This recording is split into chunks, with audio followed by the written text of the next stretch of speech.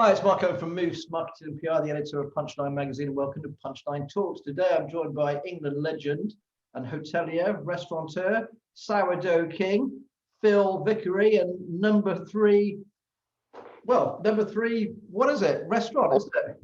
Yeah, on the move. Number 3 is on expansion. Well, we've got plans. We've submitted some plans to expand, which is fantastic in what's been a troubling year for a lot of industries. Well, it's been troubling for everybody from all walks of life. But, I just feel so proud that through what's been such a tough time, because of people's support, no one prouder than me, as you know, of our county and of the people. And when I arrived here as a 19-year-old lad, I fell in love with people's passion, pride, and their sense of pride in where they live and where they come from. And I think at number 3, the team, what we've been able to achieve, and to be sat here this morning talking about planning permissions going in and wanting to expand to show people what we can do because people have supported us. It makes me feel, extremely proud.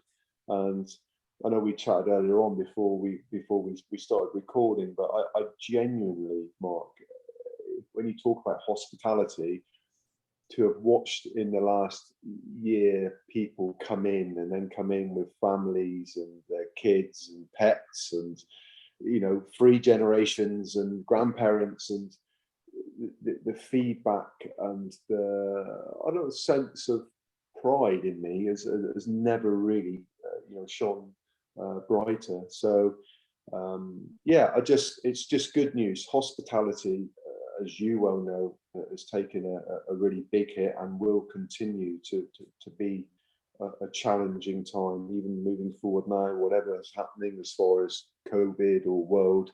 It's a very, very scary place to be. So to be sat here with you today talking about, needing to expand the kitchen, to extend, to creating a restaurant, to go from 40 covers to 73, or 73, 76 covers, to be able to showcase great food and that family feel, and everyone in sense of coming in and eating good food, laughter, just hearing glasses chink and cutlery making noise. It's kind of it seems strange. I almost don't want to talk about it because of all the difficulties that are going on. Yeah, it's funny, isn't it? Sometimes we've been successful during a global pandemic. The amount of business people I've talked to who kind of shy away from that, don't want to really shout too much about it. But let's just quickly go into your plans, if that's okay. So you're going to expand the restaurant from 46 to 70 odd. How is that going to be done? Is that square footage, or because it's quite a unique building, isn't it? Yeah, we are. It's a Royal Crescent, so it's a beautiful horseshoe at the back of the bus station, and we're sort of lower ground, so you go down into what the plans show is where our decking area is at the back to be covered in.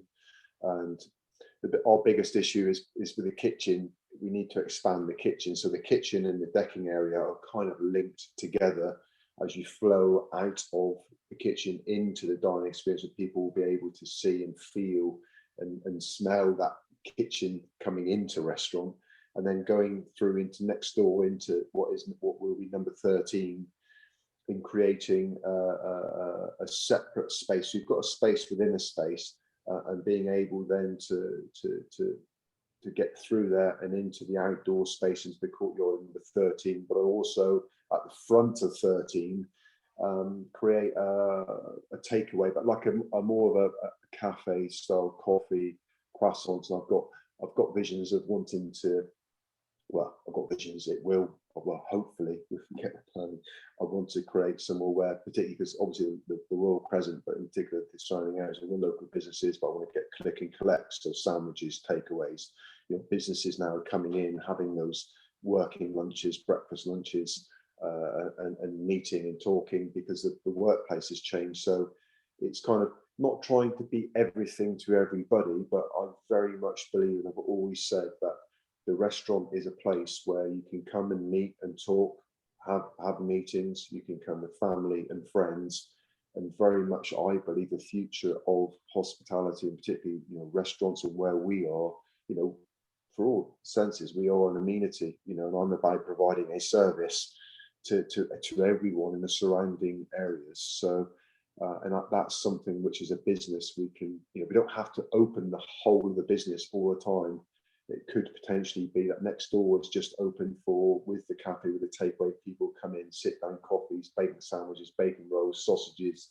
Listen, my brain goes bonkers just thinking about it, but lots of really, really good, positive thoughts, and because people supported us.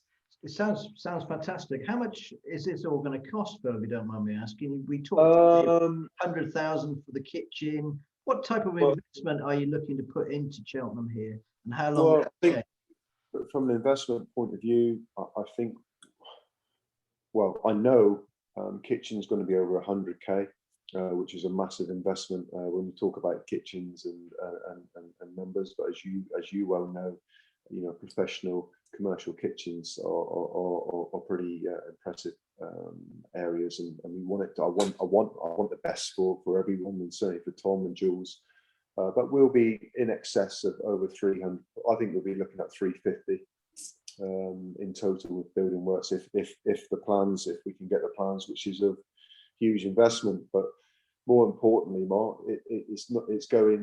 it's employing people, and to think that now we'll be going from 5, 6 full time to doubling that, and potentially between 15 and 18 people employed in from our area. That makes me, it scares me, but also at the same time makes me feel extremely proud. And in particular at the moment, hospitality and everything which is going on, to be employing people in these difficult times, the opportunity to employ people is something which I feel extremely proud of. Phil, I think that's the perfect place to end with the time we have available. Always great to talk to you. Thanks for joining us for Punchline Talks, and all the very best. I hope they get the plan in anyway. Catch up soon. Thank you, Mark. Pleasure as always, buddy.